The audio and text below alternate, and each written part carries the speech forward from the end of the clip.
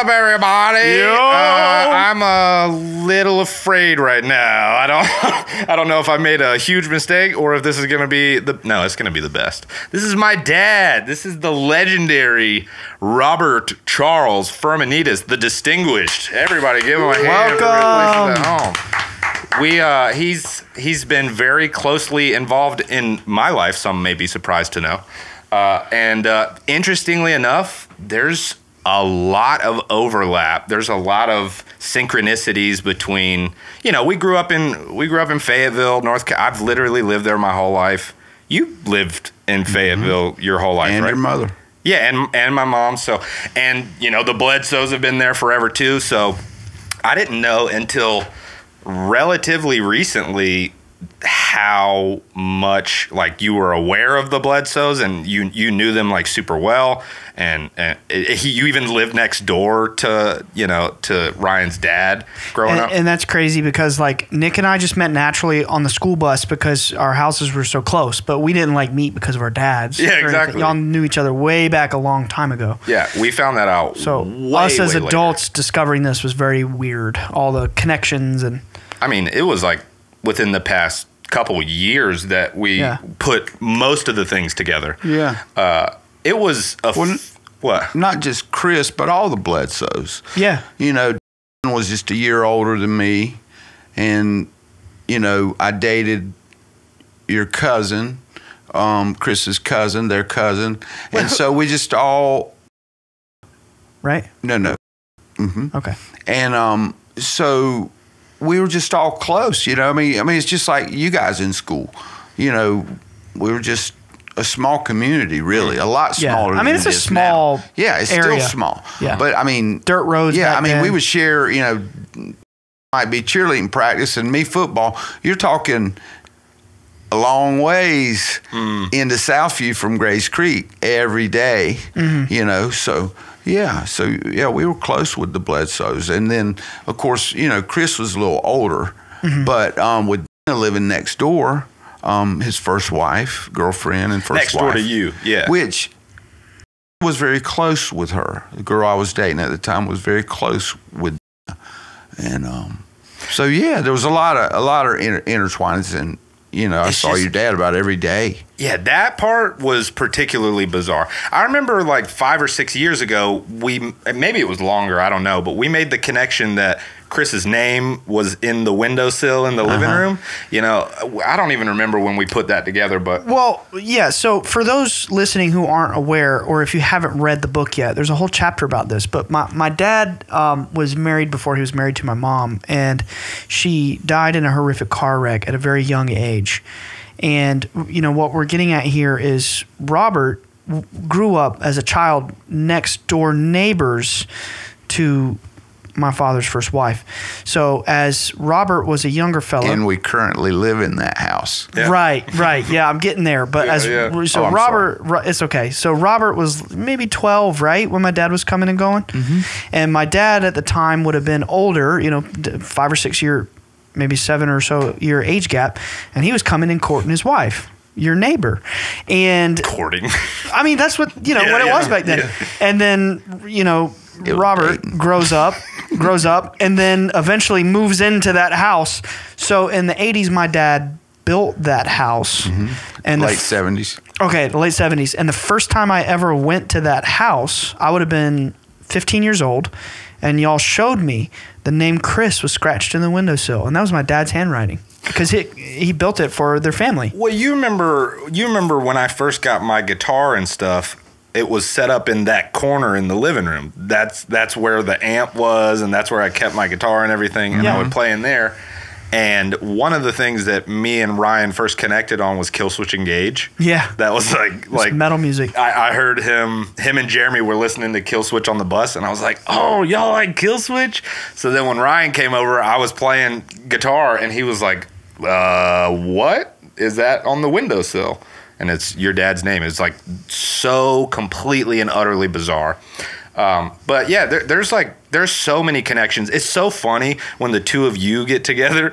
So look, I know y'all are just meeting my dad, But the similarities between him and Ryan are really bizarre. It's weird. And, you know, their birthdays are a day apart. Like, that energy is very, like, it's similar. But they will sit, the two of them will sit and talk for hours about Dad knows, Dad, you know, like, every member of the Bledsoe family, like, not all of them, but so many of them, and have intimate details. I mean, wonderful family, man. Just absolutely wonderful family. And I mean, they were just like family to me. I mean, you know, I just hearing that Mr. Jimmy had a heart attack, you know, really bothers me. Wonderful people, good people. I appreciate that. Was my his grandpa's brother. Oh, right. That's right. Yeah. But it was just tons of weird stuff like that. And it's still happening. Like, every day. Were you going to say something? Well, no. I just realized that might be personal. I hope that wasn't a problem. No, it's okay. Yeah. He was just telling me last night that. Because we were just talking about the Bledsoes, you know? I mean,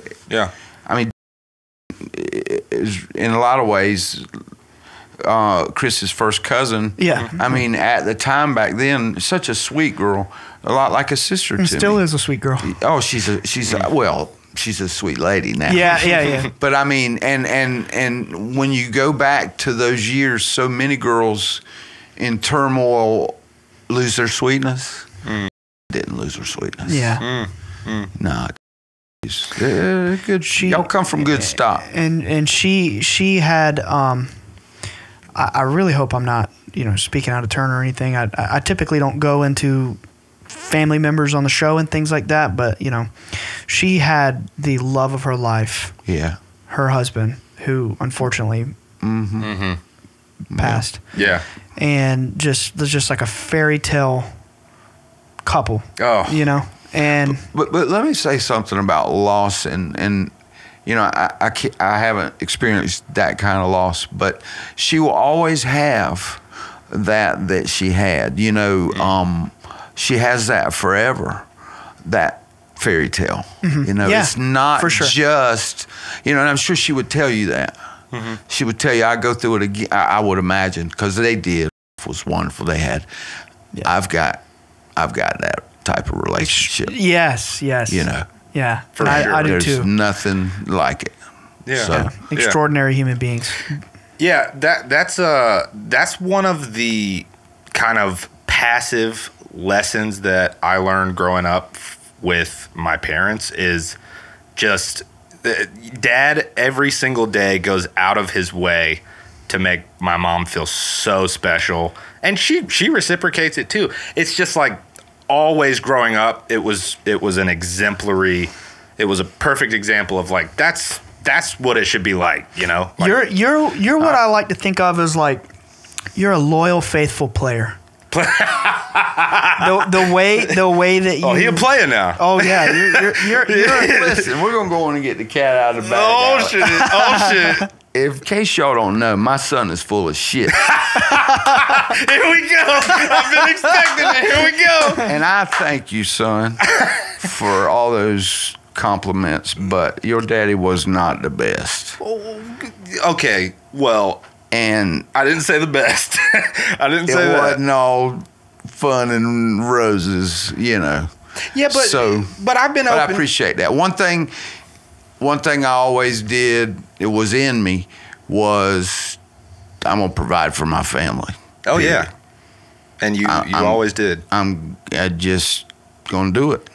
So, I feel at this point it's like we're past those times, and at this point to me it's almost like there's no point even talking about the negative because you personally and the whole family, we've all grown so much. Yeah. And I feel like we've all learned so much. One of those great mysteries of life, too, is how, like, you know, there's always the parents and the kids, and there's this disconnect between you're my parent, you're my child. You know, but, like, nobody usually acknowledges that we're all humans trying to figure it out at every level. And you were, what, 21 when you had your first kid? 19. Yeah. I don't expect you to know everything. You know what I mean? And like, it wasn't until I moved out of the house and didn't live with my parents anymore that they became my best friends. Same. It's just natural. Yep. It's the cycle of life, and Yeah. and I truly feel like the relationship between a father and a son, or a mother and a son, or whatever, grows as we age because we learn the wisdom of our parents are just trying to figure it out, just like we are now. Yeah. And vice versa to the parents. Well, It's respect. you know, Yeah. one of the things that I guess you'll find out that drives me is helping people. So I realize that there may be people that are listening to this that don't have it so well yet. We didn't always have it well, did we? No, not at all. I'm sure it doesn't, and so the reason I speak to the darker side of it is just so that there'll be hope. People will understand that, because I can tell you, there's nothing greater than for your son to sit here and say that, knowing your shortcomings and, knowing that I poured out everything I had to give, but the fact that he sees it, there's nothing greater than that. And he didn't always see that. And there are other people in the same situation, and that's okay. Give it time. I mean, I saw it coming around as a kid. That's why I said you're like a faithful, loyal player. I mean that as a compliment, meaning I've seen the way since I was, a young kid, how you dote over your wife and treat her like a princess. You're the kind of man to me that, and I'm just talking, openly, respectfully, you're the kind of man that you could have sweet talked any woman you wanted. but Don't blow his head up. no, This is gonna go bad. I'm being dead honest. From a G to a G. You see? Hey, let me tell you something. And we both married to Jennifer now. I pretty much did. But you gave all of your faith yeah. and your loyalty to one special woman. You're a faithful player, my brother. Yeah. Yeah, well, God gets all the credit, or most of the credit. I'll take some. You're a family man. Yes, sir. There's nothing. Hey, 1990 movie with Nicolas Cage in it. My favorite movie. I was just about to say that's his favorite movie. That is my story Family in Man? reverse. I've never seen it. It's my story in reverse. Yeah. So yeah, I'm a family man. That's all I ever wanted to be, man. I always dreamt of having a family. And before we move on from the stuff, about you and I've talked on the show before about like the way that our relationship has transformed and the way that you have transformed and probably the coolest thing about that, and I've kind of been saving this to tell you now while we're doing this, is you would be shocked to see how many people messaged me and said, Nick, you telling the story about your dad is the most healing, amazing thing I could have heard, because I had a bad relationship with my dad and we haven't figured it out yet. And, well, praise God. That's what it's all about, man. That's what makes you tick. And, but I'll say this, it takes a willing player, and Nick was willing to do the right thing. Nick's done some work on himself, and I'm learning to do that myself through therapy, whatever help you get. But you got to do the hard part, and I'm very proud of that. Yeah. Because again, and when I was at that point where I wanted my children to understand me and appreciate me, I'm drawing a little bit of a blank here, but, there was a lot of desperation. And yet it wasn't me that had to move. It was him. And I mean, both people have to move toward each other. Yeah. And I mean, don't get me wrong. Yeah, I still need to move, but I'm just saying he needed to get to that forgiveness and look past that. And I think I saw that, I saw the forgiveness, real forgiveness. And, it's a beautiful thing. That's how powerful forgiveness is. That's truly how powerful it is. Like, when someone can realize that we're all just doing our best, we all make mistakes, and we shouldn't always hold grudges and hold each other to the fire, and like people make mistakes, that you can move on and make things better. You know, there's nothing more powerful than forgiving. Yeah, and you've got a gift in that area, Nick. Probably comes from your mother.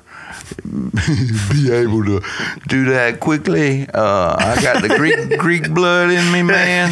Let's go get him. So where Nick is 6.9? No, I'm 9. You jumped up to 9%? Yes, I told you that. I forgot. We added some. I told you that, right? Robert is OG, meaning original Greek. Original Greek, yeah. Or Old Gray. Yeah, Old Gray. Or Old Gray. Or Old Gray.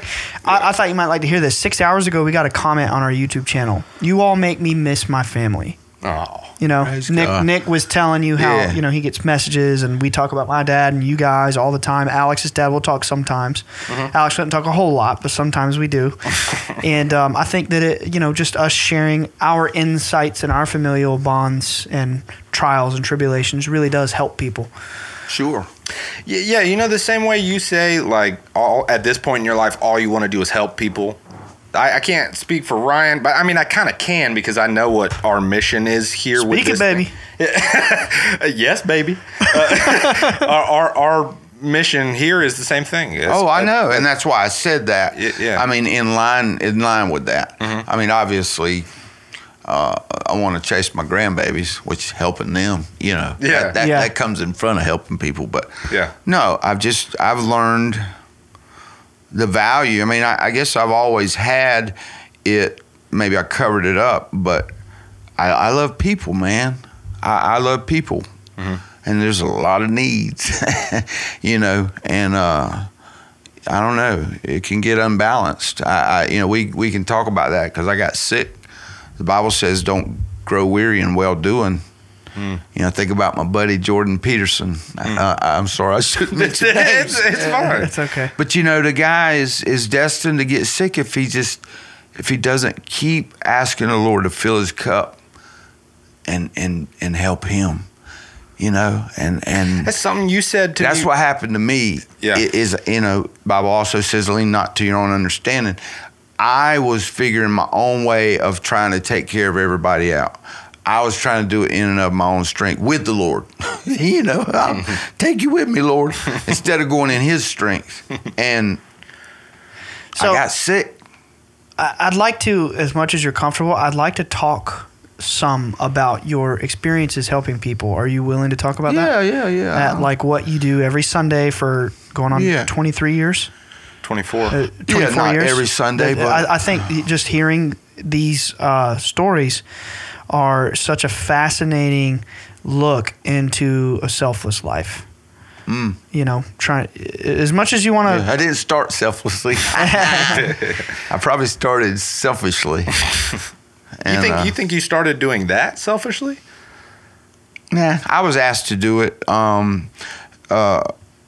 Pastor Davis, Pete Davis, called me and said, "Hey man, need some help, and I think you'd be a good fit." The Lord said you'd be a good fit, and you know, that's just right up my alley. So I was chomping at the bits to do it, is what I'm saying. You know. Well, for those that don't know, tell what it is. So we have church at juvenile jail, which is a regional facility in the eastern part of the state, and we have once on Sunday, and then once during the week, evening and night, we have church services. And in that, you know, we'll spend time together, and afterwards we'll go into some individual prayer, which turns into like a mini counseling session, so to speak, where we're just able to listen and, you know, and be there. And you know, we all know that sometimes you just need somebody to be there for you. But, you know, what I get out of it makes me live. Yeah. So it's just for those of you that don't, he's talking to kids that are in this, you know, it's a juvenile jail. They're teenagers. Yeah, faced with most of them horrific situations, horrific, heinous crimes, partly due to their situations, the gamut, everything. So from rich to poor to, you know, you have your predominant, which is, you know, there's a predominant 85% of it is from here, but then you get this rich straight A kid or this or that, or so every, you know, but you get, unfortunately, which will lead to, you know, the big announcement of of me starting an orphanage, which still sounds weird to my ears, but don't. That's you trying to like judge yourself and say you can't do it. No, it's a faith thing. Exactly. You're gonna do it. But there's just a lot of kids in our system that have nobody. Yeah. And they have some mental health issues, and it's become a mental health hospital. Which, praise God, that's what I'm there for. Yeah. I'm just a helper. Let's help them, Lord. I feel like, unfortunately, that's what a lot of prisons are. And I'm not saying people don't actually commit the crimes. Sure. You know, but I think the large majority of people that live these lifestyles, mental health in some way or suffering or whatever has to play a part in this. Mm-hmm. Yeah. I think so, too. You know, the disease of addiction or the disease of, you know, this or the XYZ. I mean, it makes sense. It's like mental health hospitals. Yeah. And they need people to be there and listen to them. But I mean, it's just, you know, to kind of piggyback off of this thing, you know, you've been doing this for 24 years and ministering to these kids, which is like, to me, I've talked about it on the show before. I truly believe it's like one of the coolest, most selfless, awesome things that you could do. You're like healing these kids' spirits. Like that's just, that's invaluable. But I get more out of it. What do you mean? I just get more out of it than you just don't understand. I mean, than I give. Go ahead, keep talking. Well, but I kind of want to hear about that. Oh man, well, there's just nothing greater than it's a very incredibly hard thing to do, to sit there and listen to the pain. Oh yeah, I can't even imagine. Yeah, I don't want to get there, but to hear them pray and trust and believe. On their own, and then God deliver, give them dreams. He told me a wild story last night. Do you mind if I tell it? No. Or you cut in if I get it wrong. There was this kid who was put in juvie on what, like $100,000 bond? Yeah, he was in Marine Basic. He was 18 years old, and they went and got him for some juvenile charges, which typically they would put him in the big jail. Oh. That was God's favor, number one right there. Go ahead. Yeah, and so he was, you know, working with your dad, and your dad was telling him, listen, this is just a hiccup. Your life is not over. It's not the end. And just trust and give your faith in God. It's all part of his plan. It's all part of his plan, and you will be able to start over. It's not the end of your life. Don't give up. And what happened next? So I went in the next time I saw him, and he's telling me that he said they put $100,000 bond on him. He had obviously a significant charge from when he was younger that didn't go away, and so he said nobody in the family has $100,000. There's no way. So he says, but God gave me a dream, and I started laughing. He said, I haven't told you the rest of it yet. I said, you don't have to. You told me what I wanted to hear. You prayed to God, and God gave you a dream. I know God's going to deliver. I know the rest of the story. He says, the Lord brought somebody outside the family, and they put up $100,000. Yes, sir. No. Yes, sir. And it happened. No way. Dude, that's miraculous. And it is miraculous. And anybody out there could say, oh, well, you know, anybody. Who has $100,000? Nobody. To pay a stranger's bond? Yeah. Hey, and how many 18-year-olds, let me tell you something. You can pray and you can ask. God knows everything. When your ass is on the fire, yeah, we do that. And God will he'll still be there for us. But God honors that genuine faith, man. The need, the desperation. But you have to take it to faith. You have to take your desperation to faith. You can't just leave it in desperation. If you do, you got addiction. You're stuck. Yeah. You know. So there's nothing greater than seeing these kids do well. Yeah, it's like the belief is the key. Like the belief. It's in the faith. Exactly. Exactly. The hard part, just kind of going back to the sickness thing, is not all those stories. Yeah. Yeah. I'm sure a lot of them are very bad endings. Tragic. Yeah. Which is why I have to do something about it. There's just too many kids that are orphans in America because the real reality of it is mother was a drug addict and dad was a donor that was there that night. And that's what they grow up with.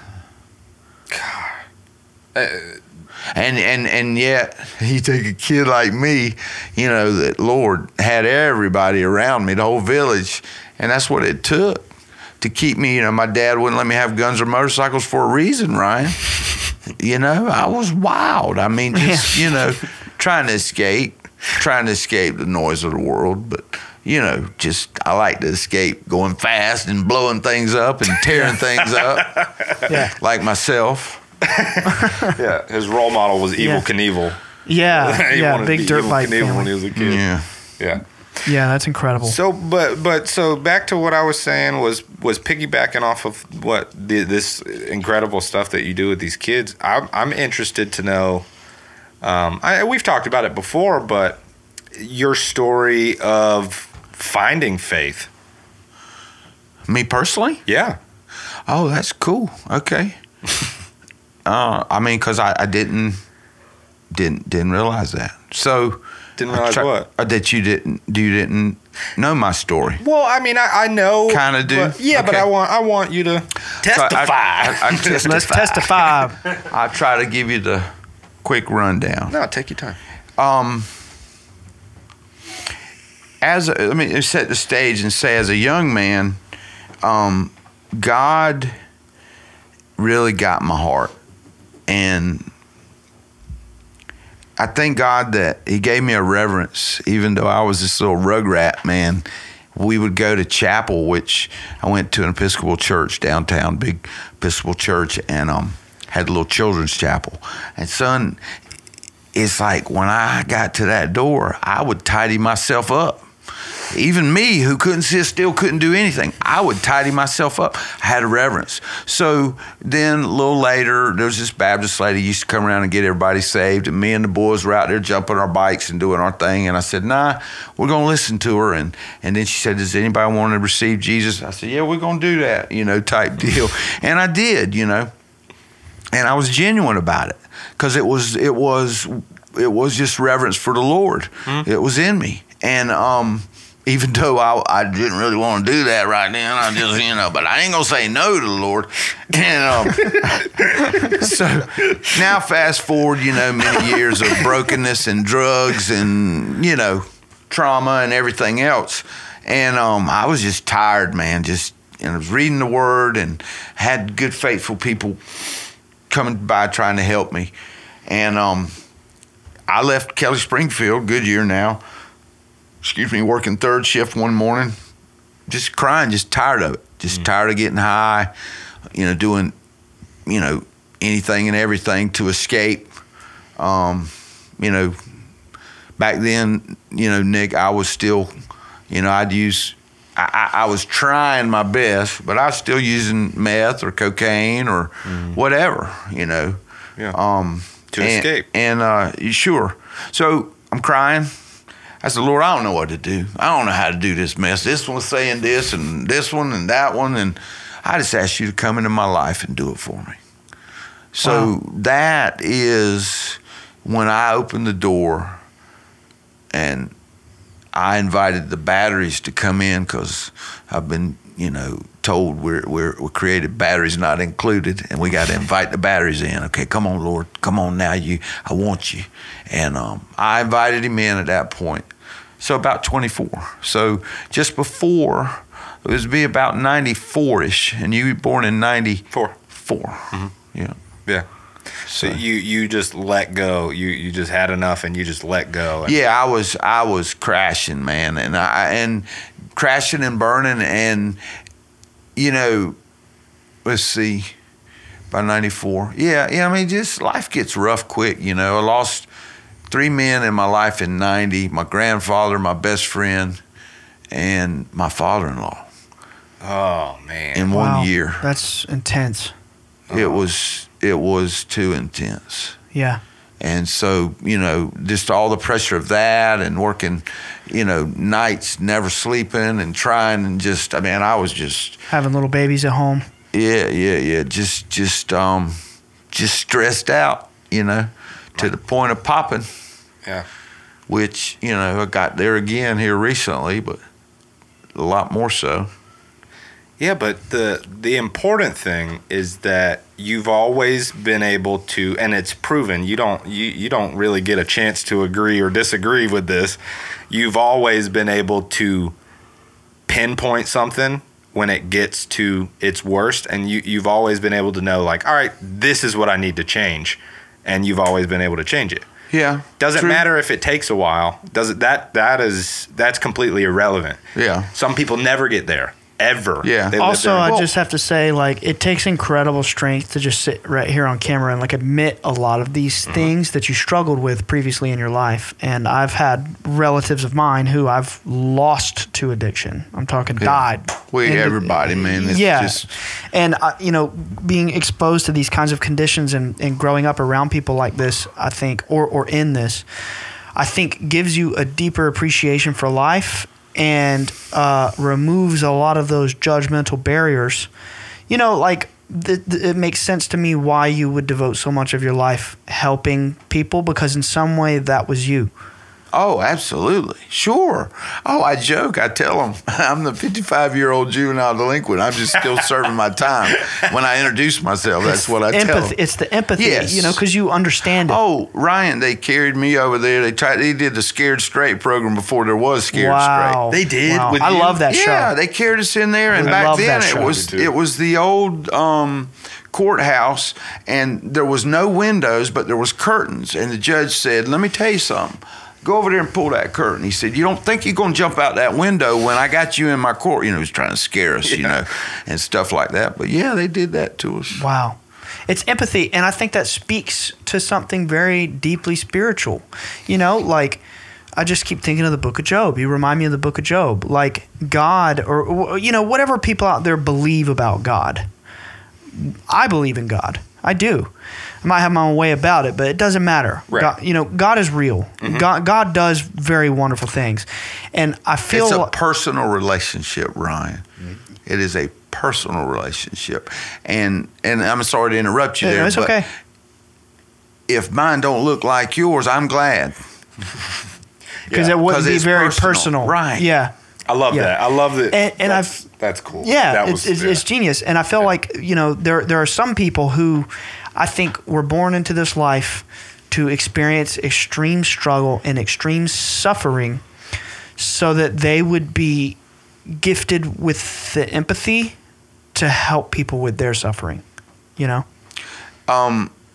know much about it, but, I mentioned the T.D. Jakes book, The Crushing. God crushes those the most that he anoints the most. Oh, wow. It's the toughest soldiers get the hardest battles. Whoa. I mean, just the ultimate biblical example there. I mean, look at Jesus, the story of being literally killed, for the ultimate purpose of spreading the message. Or you look at Job, or you look at any XYZ biblical hero. I mean, they have these extreme trials or tribulations or death or defeat in battle before they're, anointed with the power, so to speak. And it's funny as you say that, because I never really looked at this task as a burden, so to speak. Like what I mean as a like it burdens me, like it I mean, I just was lots of zeal going into it, and I did not realize the toll that it was taking. I did not realize, you're talking about the suffering. I'm like, it almost sounds bizarre to me, but it's very real, because there's just an enormous amount of need out there.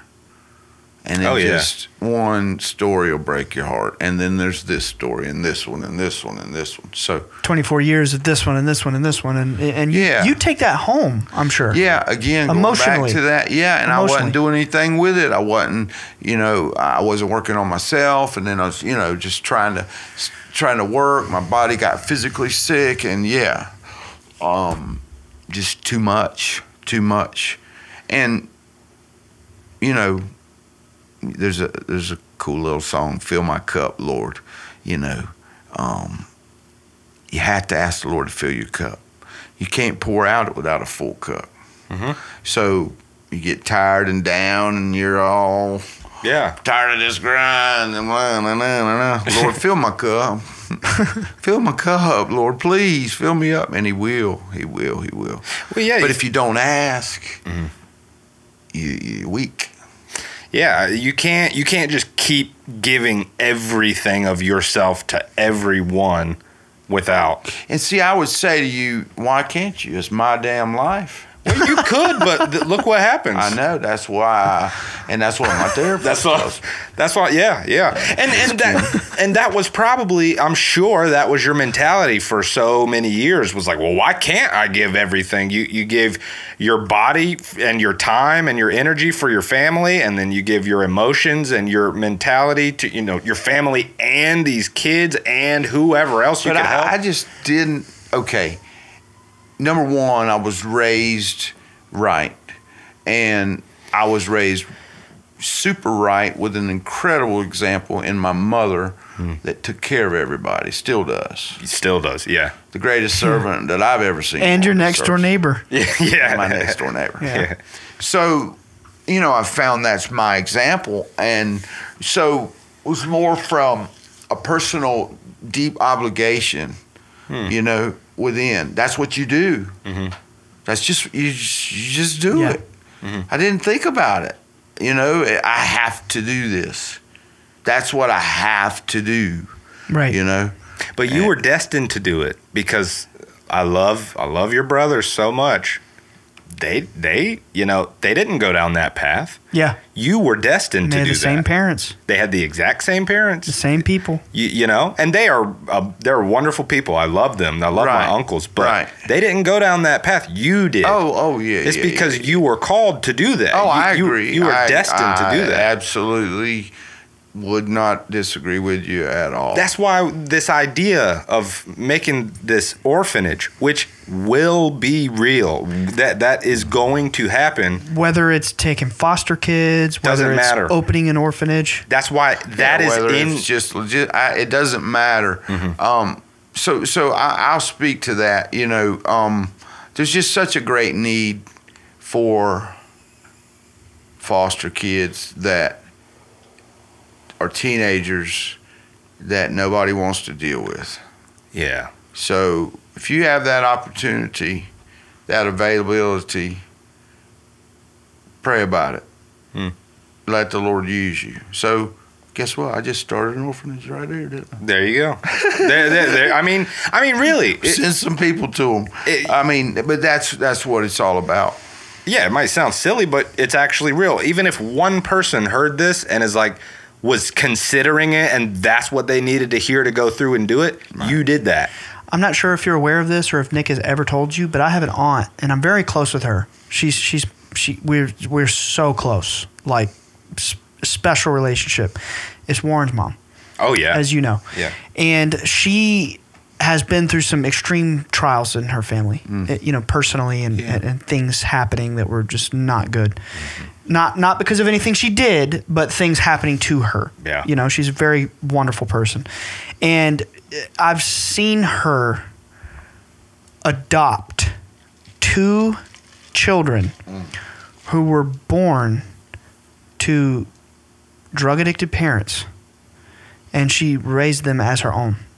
Started out as a kind of like a foster thing, several years, just recently adopted them. One of them's 5, one of them's like 4, and it is just such a joy having those kids around and just knowing that this is their life with this family who loves them and takes care of them and supports them. It's possible. It's real.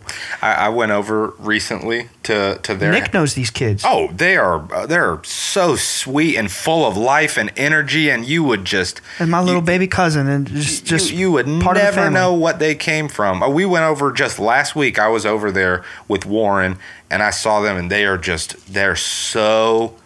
so fortunate. Happy. They are flooded with love. With love. Accepted in the family. And think about the darkness they came from. We're talking about kids that were born addicted to drugs. Born. The child. Comes out of the womb having withdrawals. Yeah. Like. Unfortunate. It is heartbreaking. Yeah. But look at them now. Just years later. So absolutely. Yeah. And so now imagine they've been in and out of foster care, It'd be and horrible. they're 13, and they are reduced in size. You can see physical deformalities. You can tell, and they do. You can These tell kids. Yeah, they have and so developmental. who wants that kid? Nobody wants that kid. Yeah.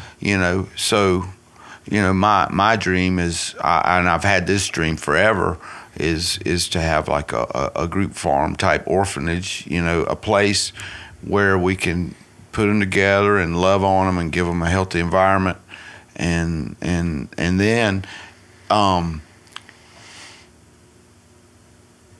them stick around to help with, and like our little church, has been doing I think it's Honduras, and they've made connections with their orphanages there. So I think it would be great. I think, just as me helping somebody helps me, Right. I think American kids could help them, and they could help as far as how to see things better, differently, from a different perspective. So that's in my dream too, is that, intercontinental. International orphanage. International. I think that God blesses those who help children. Oh, he does, man. You want to talk about something? God is faithful. God is faithful. God is faithful. And his word is full of it. Full of not just helping children, but just doing what he wants to do. When you honor him and you put him first, he flips it around and honors you. Mm-hmm. But he does. He'll provide. And I'm glad you said that, Ryan, because he's always going to provide. It's like what Jesus said. To enter the kingdom of heaven, you have to be like one of these. And he's pointing at children. You have to be pure. I mean, children they're so innocent. They're so, free of judgment and all this noise from the world, and and to harm one of them is the most vile thing imaginable. Absolutely. And it's just, I think it's so wonderful what you're aspiring to do. And so it's gonna happen, and we'll be right there to help you with it. And you know what? Because that would be amazing. Even if it didn't, life is a funny thing, and we have dreams, and sometimes those dreams meet us halfway. Mm-hmm. Sometimes we dream of one thing, and then it changes into something else just as beautiful. Oh, absolutely. And if it was the thing where you started with foster kids, well, that's why I say, it sounds weird. I'm starting an orphanage. It may not be the traditional. It doesn't matter. it's the intent. Exactly. I'm going the to desire. put one foot in front of the other, because I'm not going to stop. Yeah. Just like I'm going to start calling these not just rappers out, but call you out right now. Shots fired. Oh, we got some good ones, though. We got some good ones that are coming around. But look, man. What's your favorite rapper? Oh man, I'm not. I mean, honestly, I'm not. You talking about second? Eminem is no doubt. Let's be clear. Eminem is kind of inarguably the greatest of all time. I mean, Yeah. Eminem is, and then I like NF, which is a kind of a Christian version of him. Oh yeah, that's a newer guy. But I don't know a lot about rap. Right. I see the byproduct of The cultural them preaching a culture that is. I'll sit up. You got here. You know, they preach a culture that is just murder. Mm-hmm. And you know, just all the vile side of things. Yeah. And they glorify it. Yeah. And then they go hide in their little safe space, or they die Collecting living millions. So they're either a poser, some of them are posers. It doesn't matter. I don't care. Stop it. You know, you're what you're doing is you're sowing into kids, and these kids are dying in the streets left and right, so you can make $1. Yep. And I'm gonna start calling them out. I'll call them out by name. I don't care.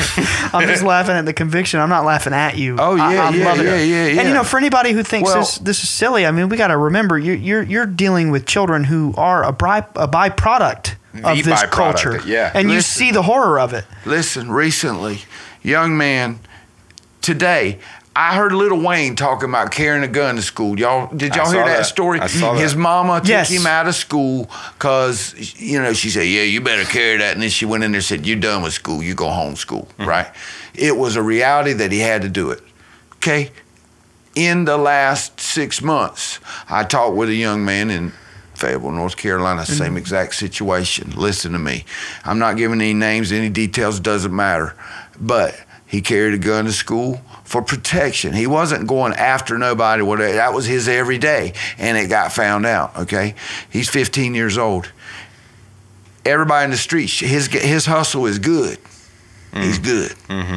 So he's wanted. His own grandfather shoots at him because his hustle's good.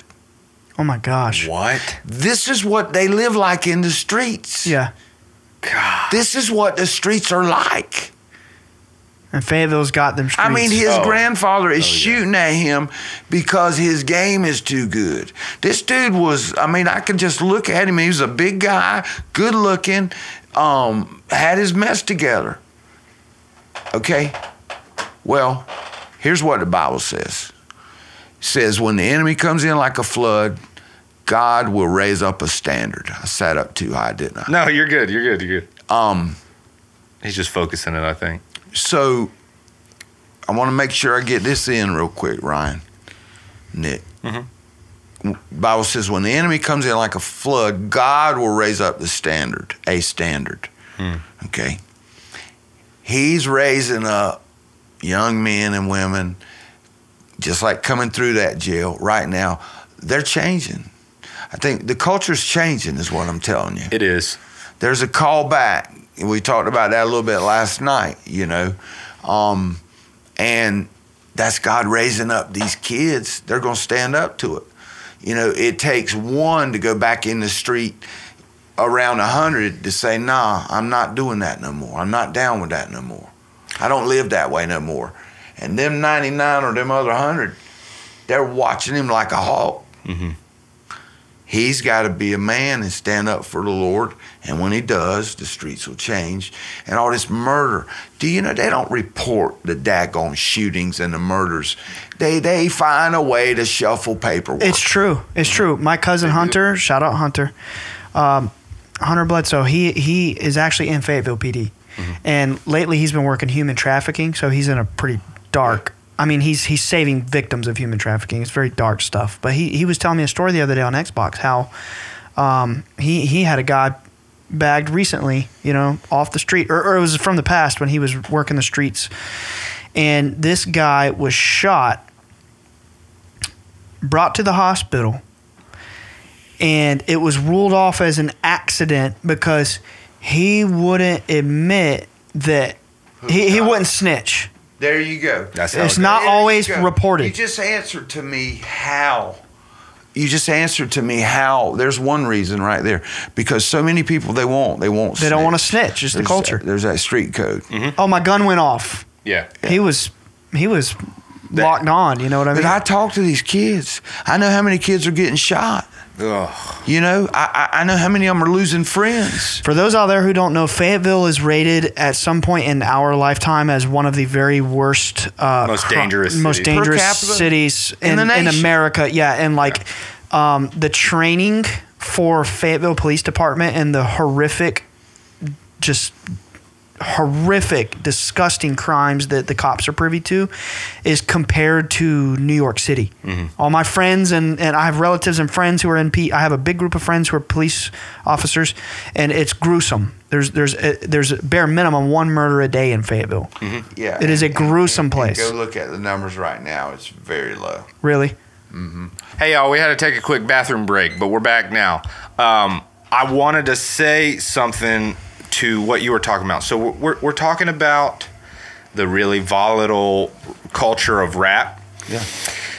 And you mentioned that you think it's getting better, you know, you think or hope. Like with the kids? Well, I see, yeah. In my little local culture, I see a movement, yes. Well, on a much larger scale, my favorite rapper in the world is Kendrick Lamar. I've shown you him before. And he won Best Rap Album of the Year at the Grammys. At the Grammys this year. And his whole album was about the first single he released from the album is how the rap culture can't keep making excuses and saying, "Oh, it's for the culture, man. That's just the culture." Bullshit. Like the killing, the stealing, he really, and it was controversial because he kind of stuck his neck out and went against the grain to say, we have to stop making excuses and saying, oh, that's just the culture.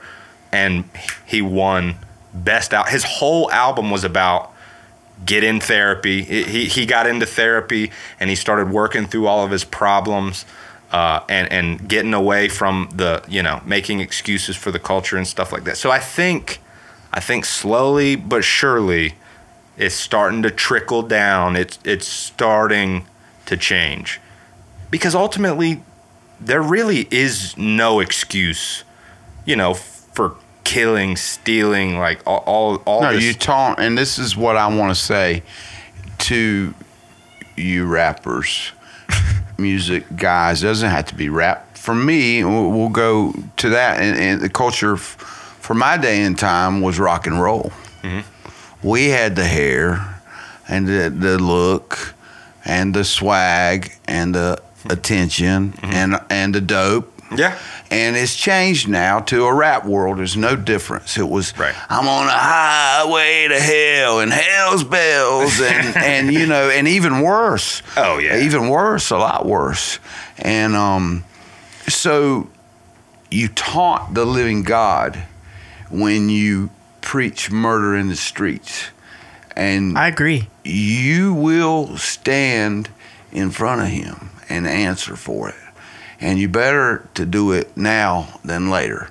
Go on and just repent and change. Yeah. So it's not about, hey, Snoop Dogg, what a guy. Yeah. Did not like that guy. Did not like. My mother was a lady. You don't talk about a lady as a bitch and a hoe. Yep. Yeah. Hated that guy for that. This guy, he is doing so much for for children, and I mean it ain't for show. No. It's from his heart, man. Because he has I think grandbabies. That's what you do. I think so. He has grandbabies now. You know what I mean? He's got grandbabies. Reality. See, and he's a guy.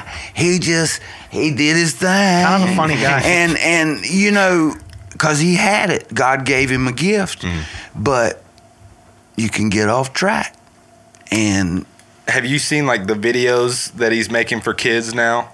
No. Oh, Dad, it is truly. I can only imagine. It's the most touching thing ever. He makes these animated rap songs now that are like cute little characters, and it's him as a dog, as a literal dog rapping and stuff. But the what he's rapping is affirmations for kids to say. I'm really kind. Yeah. I'm really I can do smart. anything. Hey, look Yeah. at that. Yeah. Look at that coming full circle. That's beautiful. And like I really do think that there is a genuine spiritual awakening happening, and there are so many more people finding the light, so to speak, and we're seeing that reflect onto culture and society as a whole. And it's gonna look like slow. It's gonna look like little changes here and there, but I think there is an awakening happening. It has to be. Yeah, I think so too. You recently had a sighting. You recently had a sighting over a certain somebody's house. Oh yeah, I had a couple. Are you talking about the night sighting or the day sighting? There was 2 over their house? Well, the night sighting, the one your mom showed you a picture of, Yeah. was directly over their house. We were coming down Cypress Lakes Road, and yeah, it was the most spectacular thing I've ever seen in the sky. I don't. Well, what happened? What do you mean? What happened? Well, just there's people listening who don't know the story. Oh, we were just leaving with the grandkids. About the time the sun just going down good, had just gotten down good. So it was still, no, it was dark, but it wasn't a dark night. And I can't explain it. It was. It'll do that. It was. This was, I mean, I've seen orbs before, but this was enormous. And the vapor from it, the vapor trail was illuminated. It was extreme illumination for a long, long way. This thing was just lit up, and it moved so fast and so erratic. Yeah. That's all I can tell you. I mean, I stood there. I'm driving. I sat there and I'm trying to take in as much as I can. I've learned anything I'm looking at, animals or whatever, just try to take a picture and then review it later in your mind. But Mom was able to get some pictures that are pretty spectacular. Yeah, she showed me the pictures. They're pretty incredible. It's really shocking stuff. And it's funny because you called me, I think, maybe right after it or something. And you were like, dude, I just saw the craziest thing over Ryan's house. And you said, I get it now. You said, I get it now. That's God making his presence known. That's what you said to me. Yeah, and I was like, that's what we've been saying. Well, I don't remember saying I get it now because that doesn't make a lot of sense to me. Because, I mean, I'd been getting it. You know what I mean? But you had sightings before so that? I had, I've seen things. I mean, I had one time before I was saved, I told you this recently, I think. I was high. For some reason, I thought, and I'm sorry, Mom and Dad, that, my brother was in a horrific drunk driving accident, so I never did that. But for some reason, I always thought snow days meant holidays. All the rules were off. And so I'd go out there and get plastered. And I was out somewhere in my El Camino, just out of it, drug and alcohol, and put it in the ditch. Ooh. In the middle of nowhere. This old black guy just appears and said, get in it. And I'm like, what? How you going to push me out of this ditch? Push me out of the ditch. And I got out and I'm like, dude, I'll move like that. And he's just shaking his head, just doing this right here. A random dude, walks up to my dad in a ditch. Who just crashed it? This is not a dream or this is real. This happened. Okay, so what? He just says, get in the car. He's in a ditch. And he's going to push me out of the ditch. This one man. Dude pushed little old Dad's guy, car. little old black guy. Not no big, an older man. He wasn't big? No. Just old man. Pushed his car, his El Camino. That's a heavy metal car. You know what I mean? Right. Pushed it out of a ditch, just him by himself, and Dad's like, what is it? And the guy is just pointing up. Oh, saying like it was God. Yeah, he appeared from nowhere. He just appeared. Oh. He just showed up. Yeah. The guy just he wasn't with Dad Dad crashed. The dude just walks up. This is out in the country. I'm out in the country, in the middle of nowhere. When was this? And the guy, I didn't even see him walk up. I just got out, and there's a guy at the back of my vehicle. Oh, you didn't see him walk up? No. Dude, come on. What decade was this? Like 80s, Early 90s? 90s. Okay, 90s. maybe late 80s. Yeah, but even still, I was gonna say if it was much earlier, it would have been all just really dark dirt roads out there. But still, I mean, the community we all lived in is not. It's not city with lights everywhere. I mean, it's a lot of isolation and and this is away from everything. Yeah. So I mean, I've seen things. And I believe God will do whatever He wants to do, when He wants to do it, how He wants to do it, and it's personal. And what He does to get my attention is not necessarily what He's going to do to get your attention. Right, exactly. Well, and I've said many times on this show before that you are one of the, if not the most spiritual person that I know. So stuff, I heard you say that, and that's very nice of you to say. Well, stuff like this just happens all the time. You showed us a video last night that blew me and Ryan were like screaming, our jaws on the floor. You were like, there was a pure blue sky and just one rain cloud, one dark cloud right overhead. You took it as a sign to go forward with your orphanage. And as soon as you aim the camera up, it really reminded me of your dad's videos. You know how your dad records and he talks to God while he's recording, and you just pointed it up and you just said, "Let it rain, God." And the instant you said that, multiple raindrops fell onto your phone, directly onto the phone. It's like these weird. Have you heard of cloud bursting? There's a phenomenon where a lot of these people in these, it's no secret. I mean, it's in the book too that my family got involved with a lot of this extrasensory type, psychic type research, and they're finding that we really do have a soul, and we through faith and belief we can really witness some amazing things. And one of the things that they did was they would watch clouds and they would visualize them and believing them disappearing, and they would disperse. And it's when you have the faith, even you can change the clouds or make it rain. Hey, I don't mind calling the name. He's the pastor. Cameron Bryce is the pastor of Covenant Love Church now. Yeah. When he was a kid, there was a tornado. He looked at it and he said, "Go up." Went right over him. Wow. That, like literally, they were at the beach, right? I don't know where it was. I'm pretty sure they were at the beach because I remember this story being. Sissy told this story. Robbie told this story. I'm pretty sure they were at the beach, at Myrtle Beach, I believe, where the Ferris wheel is and all that, and it was over the water and like coming towards them. And he said, "In the name of the Lord, go back, go up, go up." That's go right. Up. He did, and it literally in the Lord's name. Went Those up. water spouts are wild. Yeah, And that's incredible because I do believe that. I do believe that through faith, in a higher power, in God, and whatever, if people want to call it consciousness or God or, the spirit, whatever. If you have a faith in this higher power, miraculous things can and do happen. And like, that's my dad's secret to seeing all these. I can't tell you how many people since I was a child, since this, the documentaries have been out and all this public exposure, people have been like, how does he do it? What does he say? Is there a ritual? Is there a mantra? Does he meditate? What does he do? Go look at his Instagram. He goes out there, he points at his camera at the sky, and then he says, "Thank you, Lord." He believes. He says, "Thank you, Lord. Thank you, God." And he thanks the Lord. Thank you, Jesus. He thanks God. That's what he says. He thanks God when he gets a sighting. He like you told me this yesterday. He expects. He expects that there will be a sighting. He doesn't just believe it anymore. Right. And that's the same with you, And when you know that there is something there, and I mean you really know, and you have that like unbreakable faith, crazy things happen. Yeah, absolutely. It seems like that's been happening to you.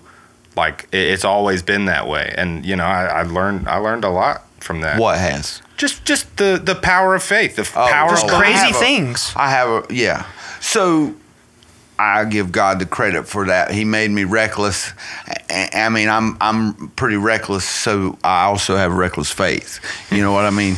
We got a little argument with my wife last night. An argument, not necessarily, but she told me not to do this, and I told you because I was saying, well, Chris Bledsoe is not a special person, And here's what the Bible says. It says in Acts 10, it says, God is no respecter of person. It means that he will provide every person with the opportunity to receive the blessings available through the plan of salvation. What makes Chris Bledsoe special is he believes. And I believe, if you read the book, I didn't read it, but I don't read. I can't read. I'm working on it. But my wife reads to me. She kind of give me, the rundown. Amazing amounts of trauma and desperation. And if I could say anything to the audience, God will meet you your desperation. That's what he's all about. He was going to kill himself. He tried. I witnessed. There were times when I was a young child where I never saw him, put a gun to his head or anything like that. But I've seen him post suicide attempt 2 or 3 times in my childhood. It was not good. Yeah. And losing the business, and those who've read the book, they know all that story and all that, and just all the trauma he's faced. And when he was on the river that night, he was so desperate for his life to be over. Or he told me, he always said, God, heal me or kill me. I can't do this anymore. I cannot do this anymore. I can't suffer like this anymore and lose my family and lose my business. And my little kids are suffering and they're crying. They can't even, get Christmas presents and things like that anymore. And he was just so desperate for a miracle, he called out to God.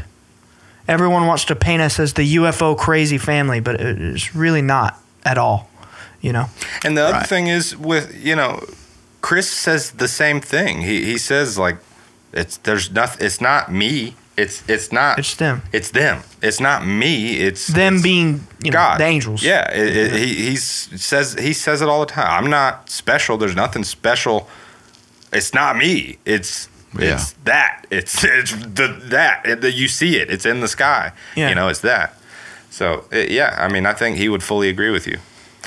I'm super glad we made it this far without you telling a bunch of embarrassing stories about me. Oh, is that what you're inviting? No, not me. But if I'm not gonna stop you. I'm not gonna stop you. We'll see how that goes. Maybe next time. Hey, but I want to go back to real briefly to the suicide thing. I didn't know that. I didn't know your dad did, and I was there in over the past 2 years, just to let the audience know that extreme fibromyalgia. Worked 33 years in a tire factory. 33 years. And lots of many fractures from playing and jumping motorcycles, doing things too hard. But now dealing with fibromyalgia and dealing for the last 2 years have just been horribly sick. Can't eat. They took my gallbladder trying to fix me. Just can't find out what's wrong. Nauseated constantly. Been over in pain. And, man, I just couldn't take any more. And also, Ryan, something that you young guys are realizing now that your dad and I, faced is there's a value in work and taking care of your family. And when that's taken away and you can't work anymore and that's all you've ever done, what is there to live for? Your value is gone. Yeah, your purpose. And so for me, that was gone. I'm dealing with all this physical, emotional pain, and I just I had some very deep sin, which was murder in my heart, and won't get into that, but I'm very protective of my family, and there'd been some threats, and I was going to handle things, and God said, no, you're not. And so I said, okay, Lord, I'll trust you and let you. But I kept the gun in my pocket, so to speak, like, mess up, Lord. And it ate me alive. It made me sick. It made me, it put me to the point of, that murder turned on me. And when I went, and so, the Lord rescued me from that. And He's taken me and said, I'm going to use this situation. I said, I'm arguing with him. How you going to use me acting like this? I'm supposed to know you go and preach to these kids like I do, and then I act like this. How are you gonna, get good out of this? He said, I'm going to use it. You're going to tell people. Okay. So I'm so ashamed at this point. I can't do that. So I immediately start dealing with the shame, and he said, well, Christ took your shame on the cross. If you carry that shame around, you deny Christ. I said, well, I ain't going to do that. I'm not denying Christ. You know the story of King David? And so he set me free from the shame right there. Mm. Which part of King David? So before King David was, the anointed. What's the title of King David? He's God's heart, right? What's the title? Do you know what I'm talking about? Well, it said he was a man of God's heart. After God's own heart. Yeah. Yes. He's always regarded as this perfect, wonderful individual. But when he was young, there's a story in the Bible where when he was king, he was kind of cocky. He had like 60 wives, 60 concubines, and like children with each of them. Just crazy life. And he was on his roof in the temple or wherever he lived, where the king lived. I don't know the terminology. And he was looking on a roof. Bathsheba, this gorgeous woman, was bathing naked on the roof. And he's like, damn, I want a piece of that. Go find out who that is, And it turns out her husband was like his top general in his army. So what did David do? He sent the general to the front lines and had him killed. And he took Bathsheba. And I think the message in that, and then of course David was redeemed through the story. He learned his lesson. It's a terrible thing that happened, but the point is, I think that you don't have to be perfect to spread God. I think there's really value in the people who have experienced the suffering, the sin, so to speak, the darkness, and are broken down to become a vessel for God. The redeemed, absolutely. Yeah. Good point. Like you see the pastor on TV, you see the pastor at church, and to the audience they appear perfect or whatever, but that's not the whole story. I mean, read the gospel. Jesus was hanging out with prostitutes. He was preaching to the prostitutes, hanging out with the whores, you know what I mean, so to speak. I say that to who he saw the value in, was the lowest. The lowest of society at the time, It's not about this image of being perfect and being, I'm a saint, It's not about that. Yeah. It's about this. It's about understanding what suffering is so that you can help take it from other people. You know what I mean?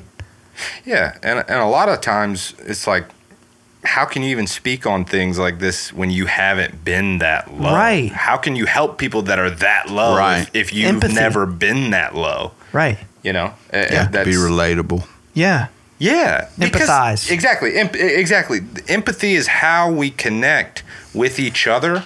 And honestly, I think a lot of times empathy is the only thing that can heal. When somebody can really understand. Like person to person. Yes. Yeah. When somebody can really understand where you've been in life or where you are in life, you go and talk to some therapist that has had like a silver spoon life and whatever, and maybe some people have trouble. Like, well, how are you going to give me advice? You've never been in my shoes. Oh yeah. Like my little, I used to call her, Miss Amber, I called her my little snotty-nosed youngin'. She's my psych doctor, and she is young, and and I was desperate, needing help, but the last thing I want is some little snotty-nosed youngin' that doesn't know anything. That's what I mean. Yeah, that's going to tell me because she learned in a book. I didn't get that. I was fortunate that through prayer, I got what I needed, and I got the opposite, and it was a wonderful thing to see. But even think about your juvie kids. If some young psych major, whatever, psychologist, whatever, goes in there and talks to them, Do you think they're going to be able to relate? Oh, to, these kids are so sharp. But you've been through the shit. You know what I mean? You've lived in the shit. I wouldn't trade it for anything. The pain that I've lived through, and and we all go through pain. Is nobody wants to go through it.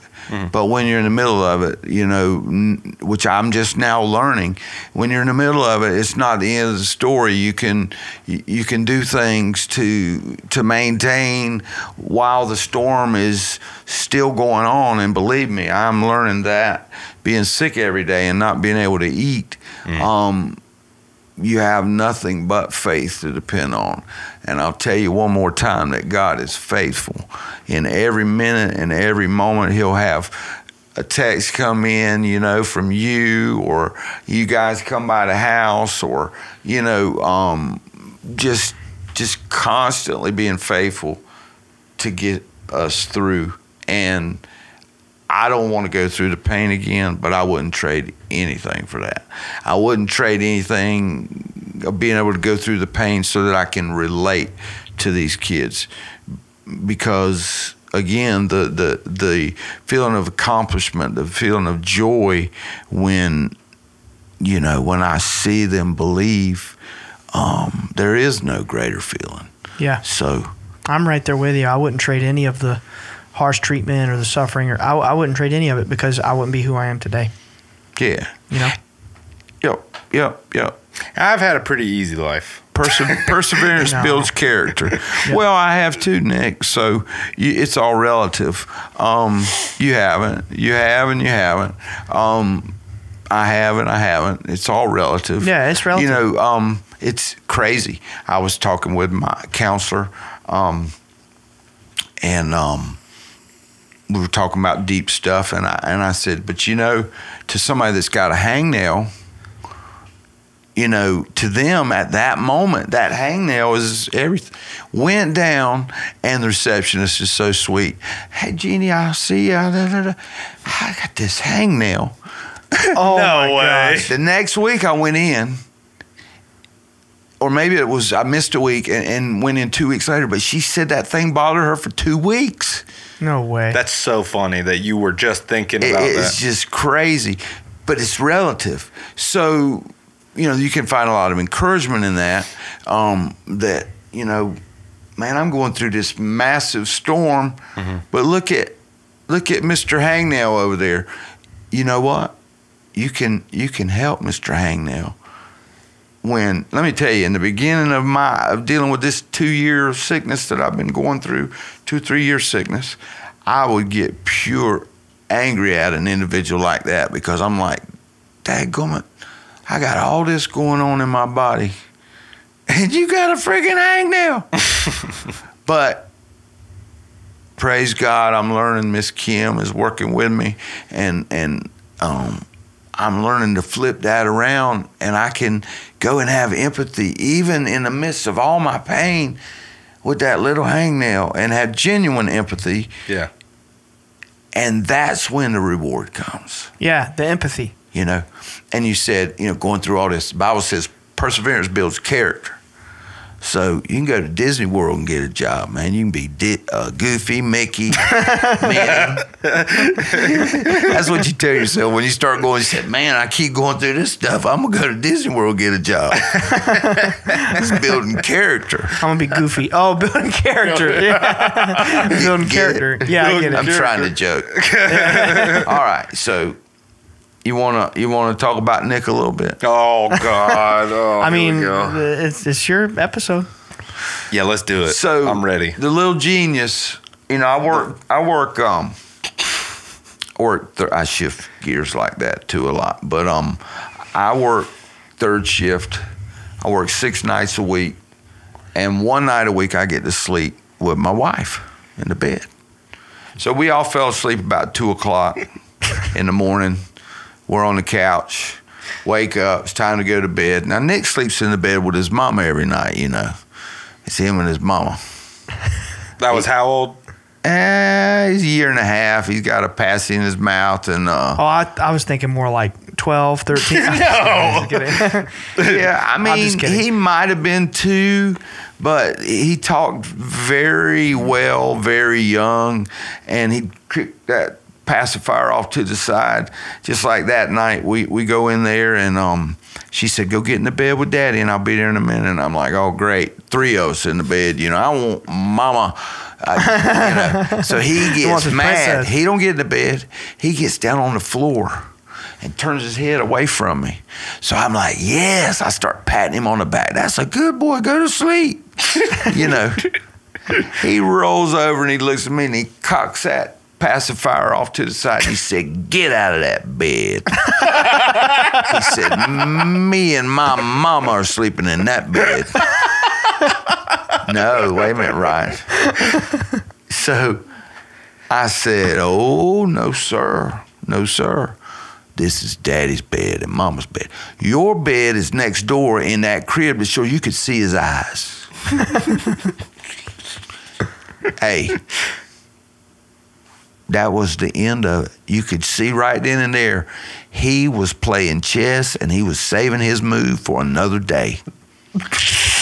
I'm telling you, it went off like ding. You could hear the bells ringing. He was like, okay. And he has been screwing with me ever since. We became mortal enemies that day. I was like, okay, all right, you gonna mess with me? I got you. But I got a funny one. That one wasn't so funny. But Pretty he's funny. his mama's boy now. He's mama's boy. I'm the baby. And I mean, but we played together. We did things. So I was working second shift, and the reason I know this because it was late at night. I mean, I worked overtime this Saturday. I could have been on a Sunday. I could have been, who knows. But I came in late, and he was wide open. He was just a toddler. And he comes running up the steps. This is probably like 10 p.m. Like how late? Oh, no, it's midnight. I'm sorry. I said I get off. Whoa. I get off at 11, and so it was an hour home, but it's midnight. He's wide open. She's knocked out on the couch. Daddy, come here. He runs me in the kitchen, opens the kitchen cabinet. You want to let's drink some syrup? Did we do it? No, you'd already been drinking the syrup. Oh, shit. Okay. And I didn't drink no syrup. We're talking about maple syrup? Yes. Yes. Aunt Jemima or maple or whatever kind of pancake syrup. You want to let's drink some syrup? Yes. What's so funny is, he wasn't always my enemy, but he was always competing with me. Okay, I've seen this. I got a story about you. This is like one of the most rare moments where he wanted to team up with me. He's just always so damn smart, man. Always gaming, always playing chess. Yeah. What's your story? So I got a story about you. Oh, shit. I would have been 16. And, I would come over all the time. It would be a Friday, he's at my house. Next Friday, I'm at your house, whatever.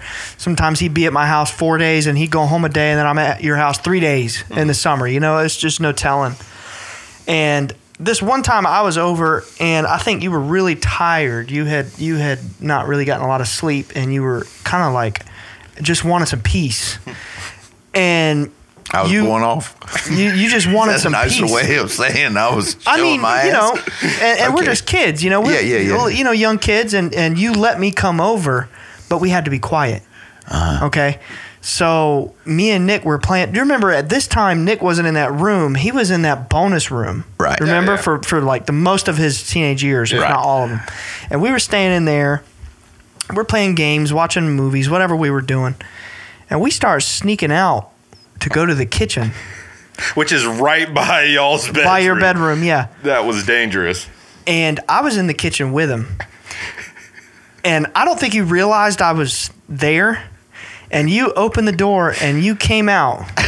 And you went, you went, I don't remember what you said. You went, and you started pointing your finger at him like you were going to say something. And you saw me and you started bouncing that finger and you said, what y'all doing? You're about to yell at him. You were about to yell at him. Oh, dude. But I was there, and you saved it. That was the funniest thing. We talked about that for years. We still talk about that. Why do you think I always had friends over? If I had friends over, there was a buffer. You were about to be like, be quiet. Hey, Ryan.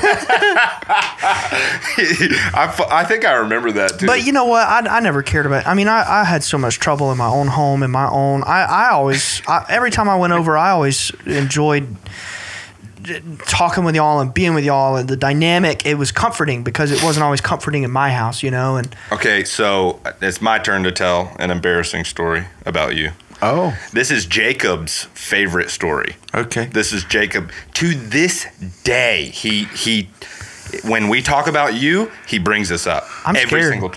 This is the funniest. This is so funny. So this is when you were like real into your health kick. Like you were biking and you were in super, super good shape. You had tons of energy, and it was also during the time where you were particularly super into making Mexican food. You remember you had a kick for a while. We had that salsa birthday party for you that one time. Nice. When I was 40. Yeah. Nice. Jennifer had It was awesome. So, dude, oh my God. I was up in that front room, that big one. And for years, to the audience, y'all don't know this, for years, I was in what used to be our bonus room. I claimed that as my bedroom. There was no door at all. Yeah, on this, no door. big wide gap about that one. Yeah, I had no privacy. There Nothing was to hide. Yeah, exactly. But I chose to be in that room. I wanted to because it's big or whatever. Me and Jacob are up at probably 11 or 12 at night playing video games. And I swear to God, this is like something out of a sitcom. Like this shouldn't happen in real life. You just came waltzing around the corner in your underwear, holding a tray of freshly baked poblano peppers, stuffed poblano peppers, and you just went, "Y'all want some peppers?" And to this day, Jacob always says, "Yeah," and he like embellishes it. He's like, "Remember when your dad came riding on a unicycle because you were so into your bike? He like came riding around holding poblano peppers in his underwear on his unicycle, saying, 'Y'all want peppers?'" Dude. I mean, we probably talked about that for an hour straight that night because it was so shocking and bizarre and a little mortifying and scarring, but more hilarious than anything else. That's an old Greek story. What do you mean? That's what the old Greeks used to do. A lot of them. I had a great uncle, and he ran the 301 truck stop, had a restaurant, and he worked third shift. So this is Barbara and Butch. Barbara's daddy. Yeah. So George Katsoudas. Mm-hmm. So he would always be cooking in his pajamas at 7, 8, 9, 10 in the morning.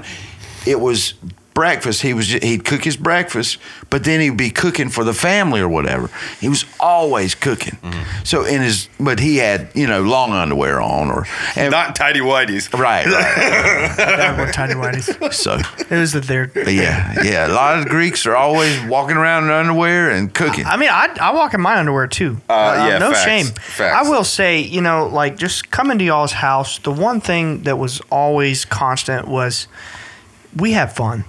Oh, yeah, dude. It was fun. It was this strong sense of family. I mean, I feel like your family's my family. Mm-hmm. I mean, I just adore your parents, and we really are. Yeah, and we're like one big family. It was just fun and just together. You might be, just like no family's different.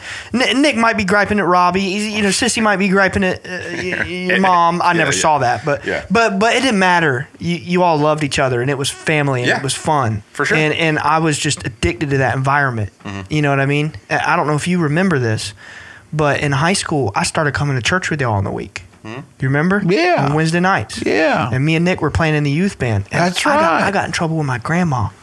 Oh, for going to that church. But, yeah, but I didn't care, because I liked going to church with y'all. I liked being a part. It was just a wonderful environment to come around to, and I'm very grateful for all those years, and it's good times. Yeah, it's great to hear positive things. It's amazing. I have learned that most of us are negative, have a negative view of ourselves. But, Yeah. you know, I knew that I had an incredibly negative view of myself. So it's great to hear the positive things, you know. Oh, yeah. Hey, and on that, I want to flip the switch a little bit, Alex, because I want to celebrate these two knuckleheads and you too.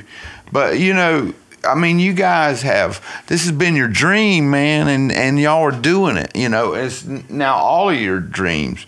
Yeah. I mean, I'm so proud of you. Oh, Thank you. thanks, Dad. I'm so proud of Thank you. It really had, like, ever since we were teenagers, we were making, like, stupid little videos together Yeah. on you know, with the camera and, like, Well, making. your boys, Ren and Stimpy, or whatever their names are. What is their name? Who?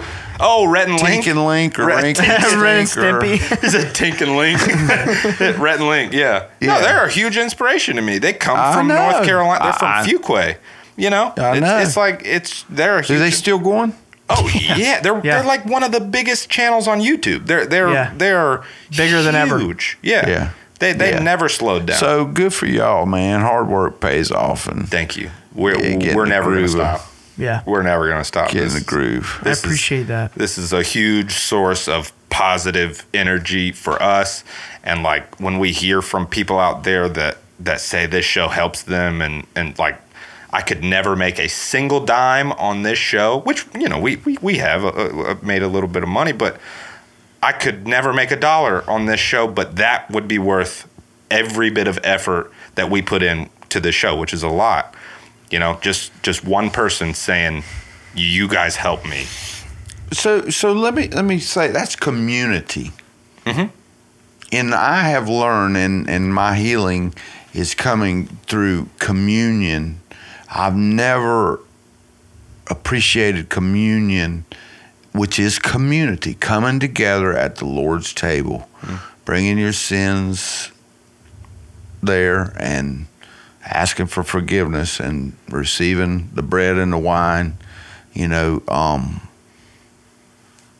But it equates to community, and that's why what you're saying is such a big deal, such a big deal for you, such a big deal for you. Because without it, we don't have anything. If we don't, without each other, Oh yeah, Right. without you helping them and them helping you, and vice versa. I've developed a kind of like motto or mantra in recent years, which is relationships are the greatest wealth, and I believe that. I fully believe that there is nothing on in this world more valuable than. Remember what I said last night? You lit up like the 4th of July. Well- I told him I'm the richest man on the face of the earth. Yeah. I am. Yeah. And he lit up just like That's that. funny. And it's true. It's true. Yeah. It's perspective. Not my bank account. Send it to 1-800 I need your money. No, I'm the richest man, and it's relationship. It's my relationship with the Lord. It's my relationship with my family and my friends. And I know people that's got money that don't have relationship, and Joy. it's sad. Happiness. Yeah. And you watch them at the end of their lives. Whoo, it's not pretty. No, because they realize I put all my time and energy into the wrong thing. Well, not just realize it, but just like when you say when they get older, all they want is attention. They ain't got no attention. Yeah. So not only do they realize the reason that they're deficient, but now they have to live with being deficient. And they're alone. That's what I mean. They're alone. Sad. No, it is. It Yeah. really is. I'll never prioritize anything above my relationships. Right. Ever. I never. You know, Right. it's more valuable than anything to me. So we have dinner in an hour and 15 minutes. That was a positive note. Is there anything? Have you gotten everything off your chest? I mean, we can Oh, do this no. again, so don't Oh, feel no. like it's the end. Thank God it was so smooth that I just feel like we just barely got started. Well, come back. Not without taking some time. I don't think there's anything. Well, how about you take some time, think about it, and then the next time, you'll be Okay, thinking sure. about where you want to go next. Sure, Yeah. sure. Because I have thoroughly enjoyed it, And Hell yeah. I so look forward to it. There's so much I want to say because, well, let me say this. Yeah. I'll say this. I want to give all the glory to God Almighty, the creator of heaven and earth. He has, you know, been my everything. He has saved me, provided for me, encouraged me, healed me, done everything. And I can't say enough about how much he'll do the same for you, me, everybody. It's like, would your daddy needing to see? Mm-hmm. See, your daddy needs that. Mm-hmm. Yeah.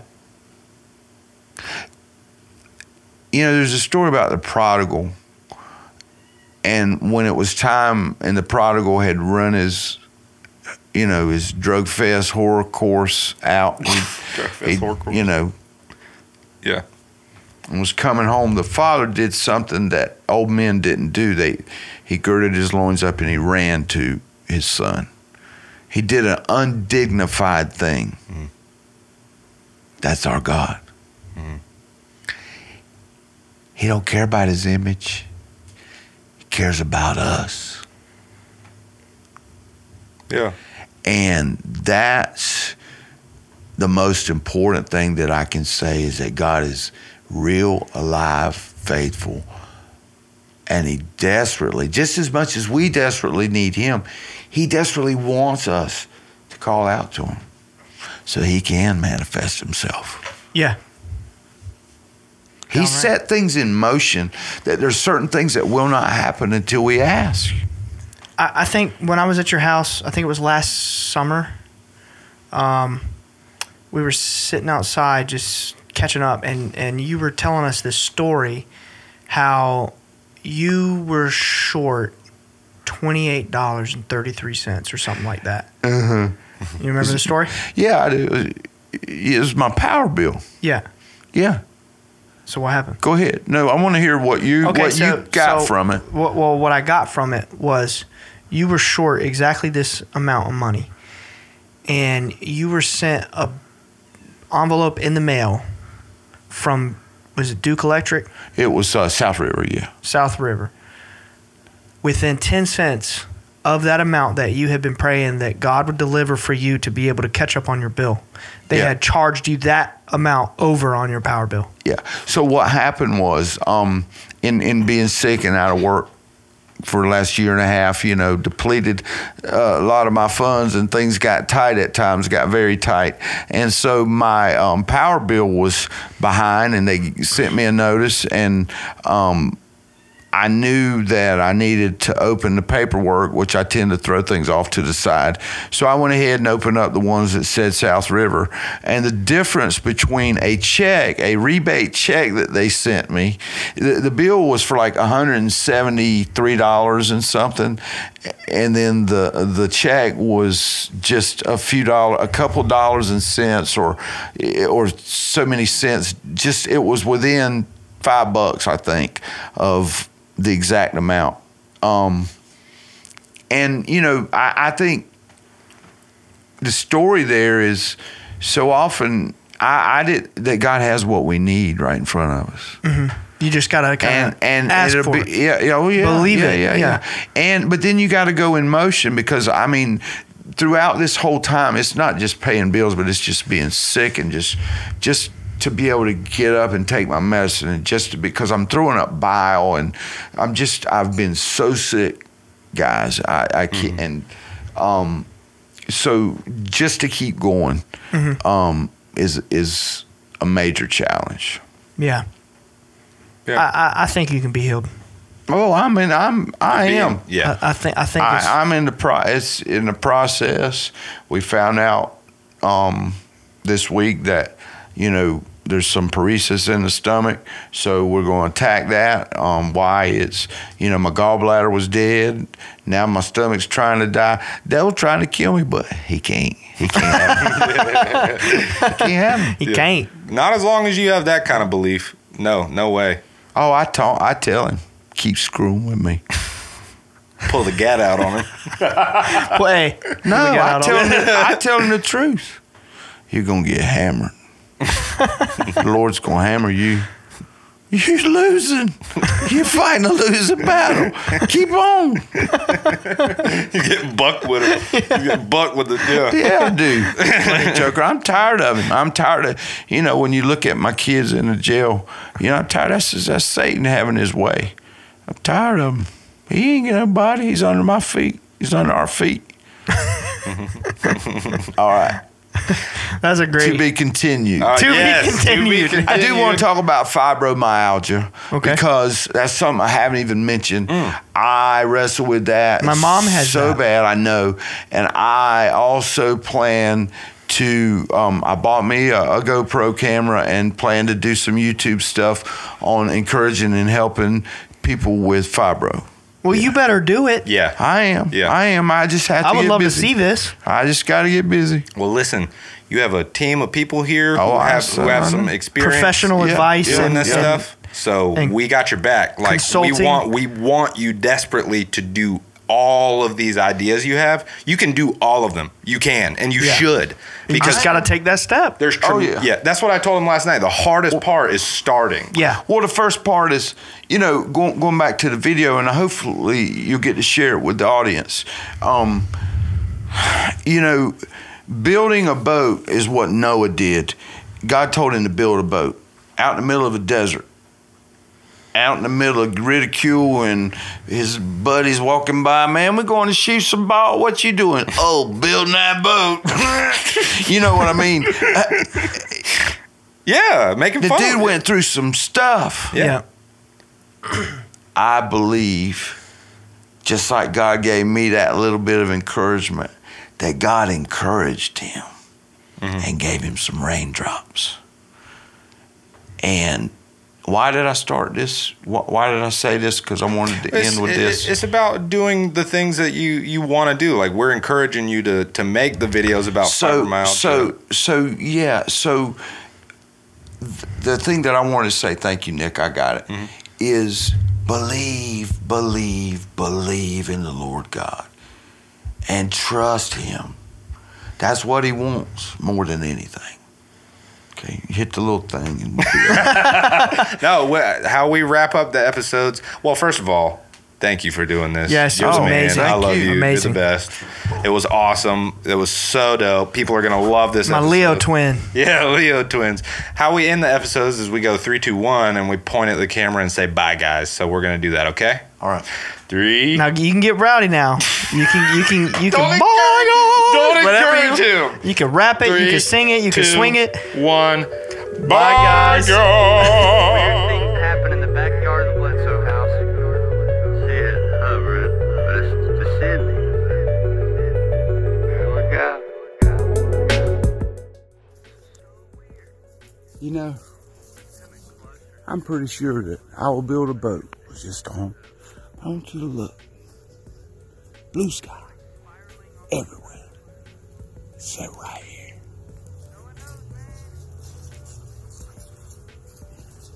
Our Lord does this to get our attention.